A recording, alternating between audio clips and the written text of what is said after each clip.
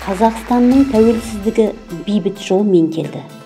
Бұл азаттық үшін алысқан мың-мыңдаған қасиетті қанның өтеуі. Бұл бүкіл тарихында өзгелерге қиянат жасау дегенді білмеген халықтың пейілінің қайтарымы. Биыл Қазақстан Республикасының тәуелсіздігіне 30 жыл. Ахмет Байтұрсынұлы атындағы орта мектебінің Фемида әдістемелік бірлестігі Қазақстан Республикасының тәуелсіздік күнімен құттықтайды. Елімізге табысты даму мен өркендеу, ал барлық қазақстандықтарға амандық пен денсаулық тілейміз.